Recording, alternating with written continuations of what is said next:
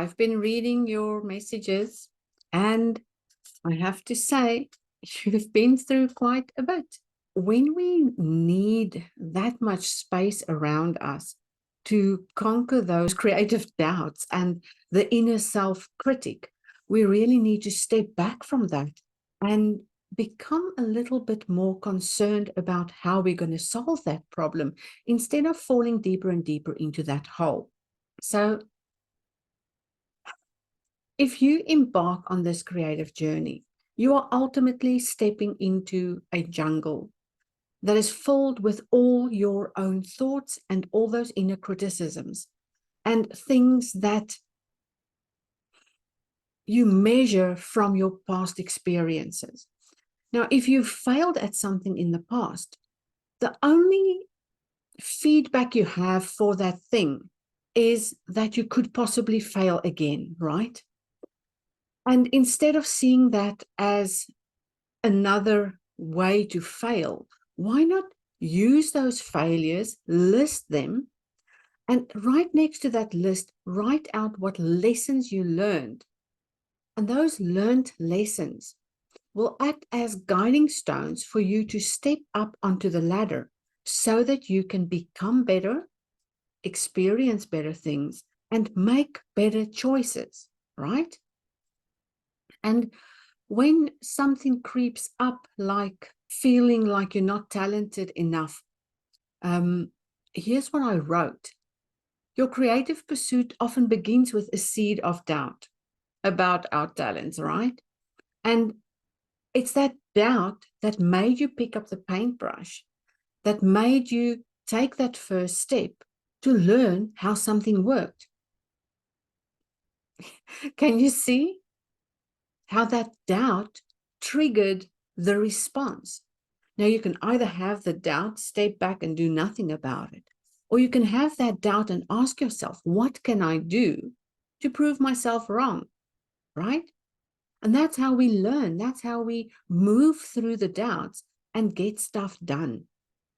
And if you're going to cave in and give in, you'll just be exactly where you are next year than you are now, right? Comparison. I know you didn't mention anything about comparison, but that has come up in conversations so often. And having that comparison thing is like having poison ivy wrap itself around you and tying your arms and your heart and your brain into a knot and keeping you from doing anything. When you constantly compare yourself to what somebody else is doing, you are using the wrong measure. You are measuring your gift, skills, and abilities against somebody else's gift, skills, and abilities. And there is no comparison. They might have done this for 15 years, and you've come in doing this for a year or a year and a half. And if you compare your 1.5 years to somebody who's been doing it for 15 years, of course you're going to be disappointed. That disappointment isn't because you are not capable. It's because you're comparing yourself to someone else that's more capable, that has more experience. And when you can shove that away, close the blinkers and stop looking at other people's work and only compare yourself to what you were yesterday and the day before or last year, you'll see that you have grown, and you've grown tremendously. I see you wrote something in the comments. Let me see. You see, we have these comparison things where we think we should be at a certain level when in fact you're just not ready. And you said it yourself. I don't think I'm ready to be in a place where I have 15 years of experience. Of course, you just started out. And how can you feel, I don't know, rejected if you're comparing yourself to something that isn't even closely related to what you're doing now? If you are showing up every single day, doing something every single day, you are growing. And you will be the person 15 years from now that inspires somebody else, that will compare themselves to you.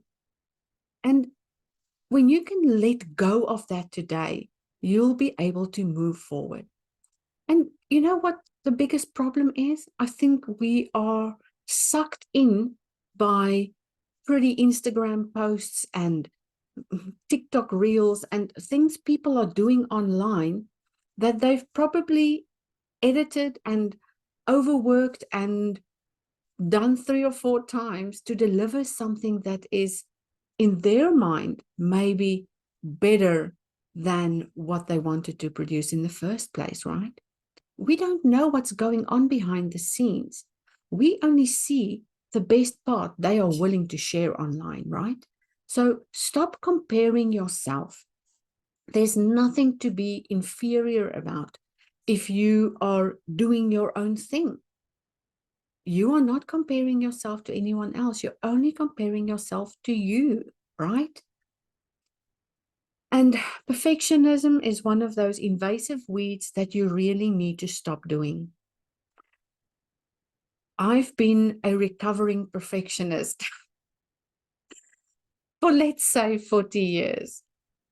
And every time I look at my work where I try to be super perfect, I always found something I could be super critical about.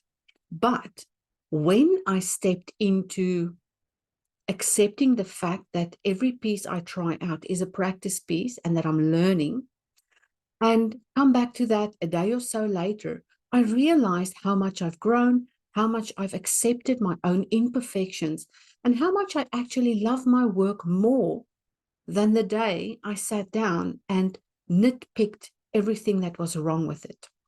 And that's all I'm going to say about perfection, because you need to literally choose not to nitpick at everything and step away, come back and see how you've improved.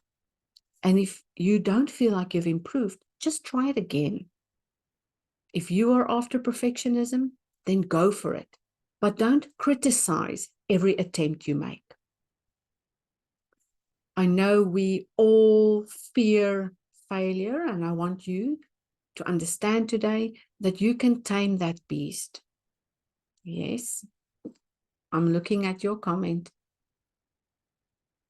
I felt that my fear of failure came back from something that happened to me a couple of years ago, and someone's hurtful comment actually made me believe that I will fail at this again and again. I hear you. And if you could stop blaming yourself for that and go ahead and grieve, really cry about the thing you failed at, you will find that you loosen that grip on whatever that person said, because that was painful. And because you're experiencing that type of pain so deeply, you might feel stuck, not knowing how to break free from that. And once you've grieved and cried about it and written down your list of failures and the list of lessons you've learned, you will be in such a better place to take those crucial steps forward and really take care of yourself at the back end instead of punishing yourself for making a mistake. And, you know, people often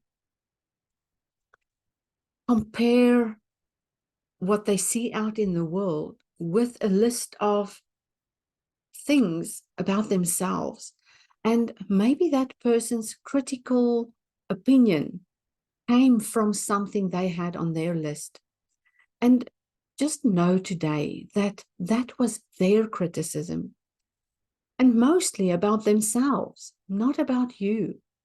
And if you are going to let that in, you are going to suffer the consequences of that comment and that failure for years to come. But if you can break yourself free from that, you will be able to move forward. I'll read. Yes, that's exactly right. You need to not care so much about their opinion. You shouldn't care about their opinions because that's all it is. It's an opinion. It's not a fact. You are on this side and you've got all the facts straight about what happened in that event. And if they had a hurtful comment, that's on them. You've got the facts, write out the facts, grieve over the facts, cry over the facts, and then take those facts and make them into something new that you can do instead of going back to what you failed at in the past. It's the only way to move forward. And then procrastination. Procrastination is that sneaky vine that comes along and leads you down a path away from the work that needs to be done.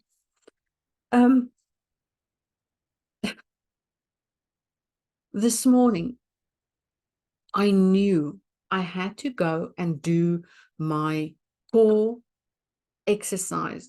And you wouldn't believe that I actually got caught up in this procrastination thing, where the minute I walked into the kitchen, I saw that I didn't do the dishes the previous night. So guess what I did?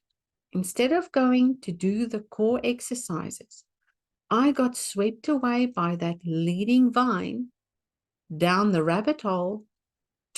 I washed those dishes. I made myself a cup of coffee, got completely distracted, sat outside to experience the sunrise, listen to the birds, get stuck on Pinterest, you know, that thing I call Pinacoma. And the minute I stepped into that, the thing that I wanted to focus on today fell out the window. And it took so much inner convincing. And I realized something, that it wasn't the fact that I got distracted. It was the fact that I felt I failed. There it is again.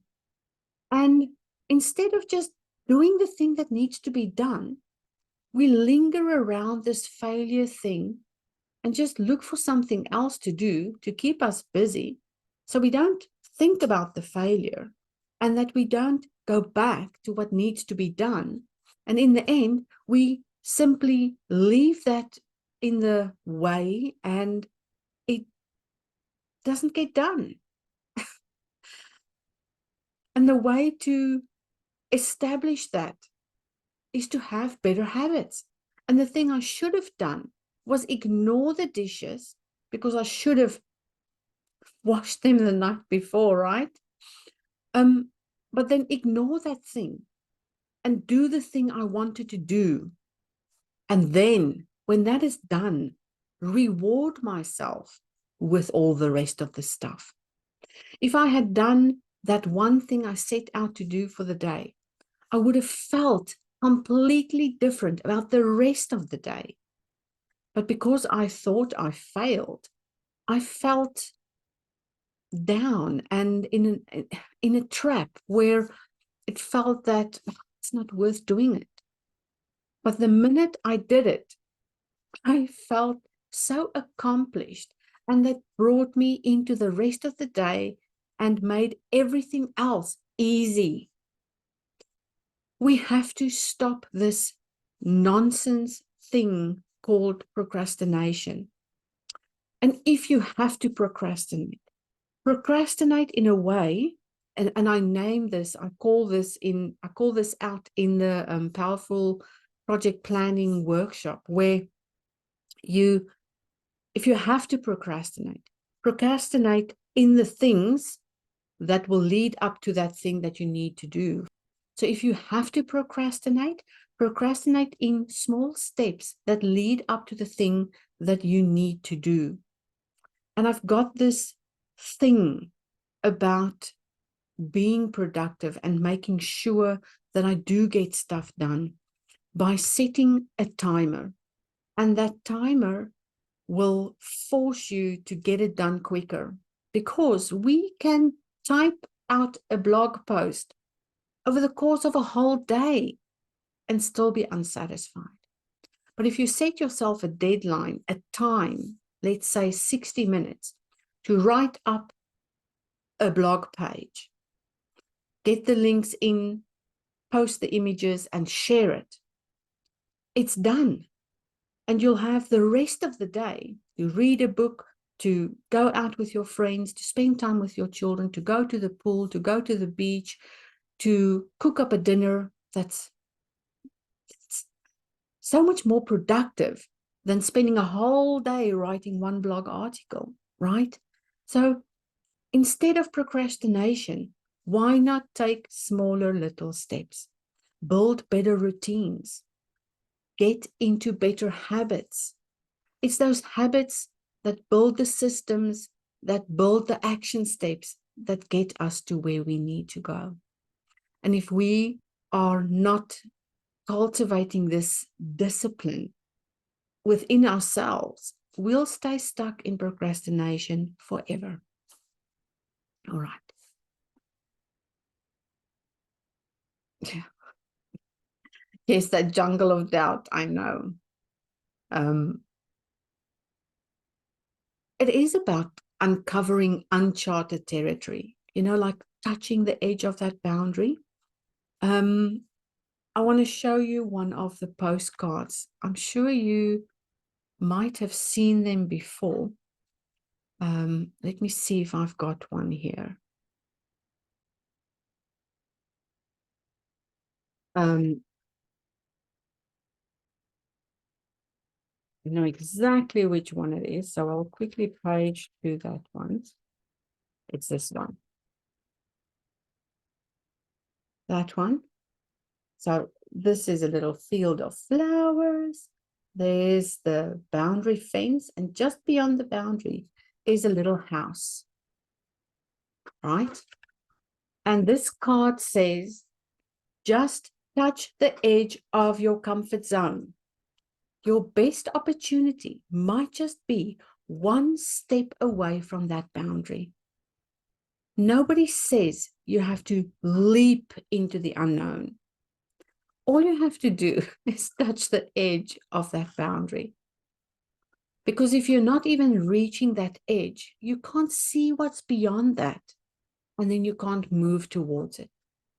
So if you are afraid of something, or if you are scared of something, you don't have to overstep the boundary. You don't have to take the leap just yet. Just walk to the edge and see if it really is that scary or not.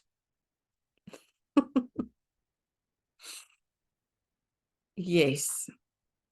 Most of the times it's not scary at all. It's just unfamiliar. You haven't gone that far. Okay. Sometimes we can read things and think that it was another harsh criticism. But the way I wanted to present it to you in this video, I really wanted you to see that all the advice I'm giving, or all the, I want to say advice, because advice is sometimes such a tricky thing. Let's say guidance, right? So because I wanted to give you the guidance that I feel you needed, and sometimes a little bit of tough love in between, sprinkled in between, not as a harsh criticism, but as a way for you to see how you could possibly move forward, then I believe that is a far better way for you to receive this message instead of just reading that email, because I don't want you to feel criticized at all. I want you to look at it with an open mind and see that every obstacle you've reached was a stepping stone to the next level. And I saw that you took the quiz, right? And I know your overall score was only 22%.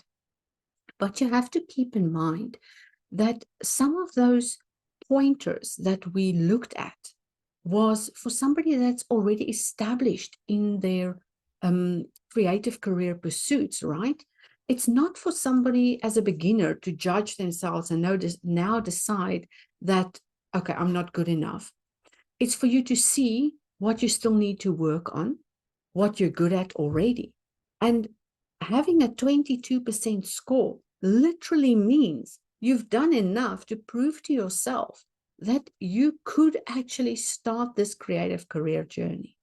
So don't feel disheartened or discouraged at all. That is a pretty good score. I know, I saw that. I saw that you had a 49% score on gift skills and abilities. And let me just pull that up quickly.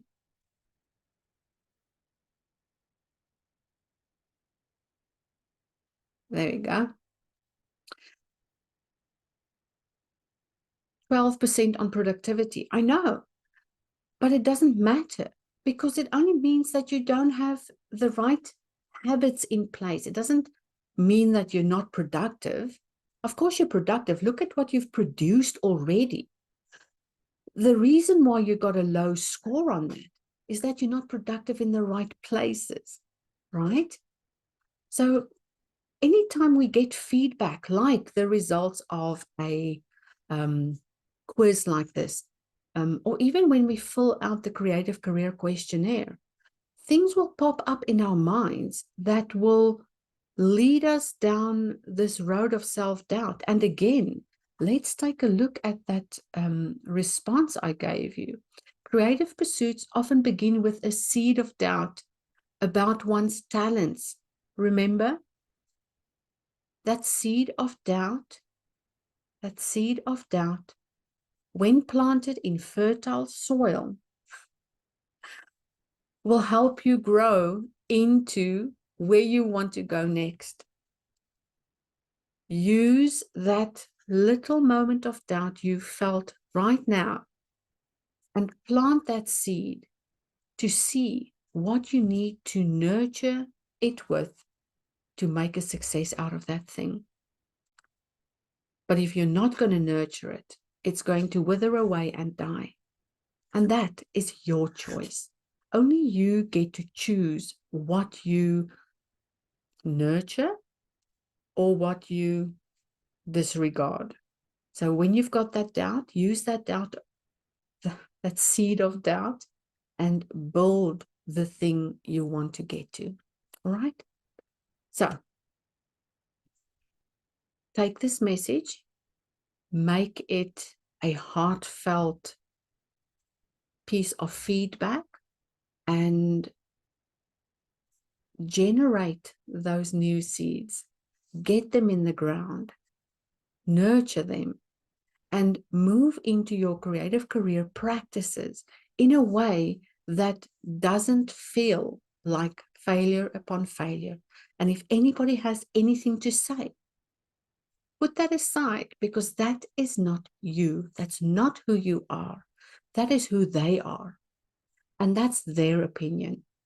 And the only opinion that matters is the one you have about yourself. And the only person you have to prove anything to is you, because there's nobody else in the world like you. You are unique and you will get it done. Have a good day. Make the best of everything you've got. You've got so many resources and you've got so many talents. Just go ahead and use them.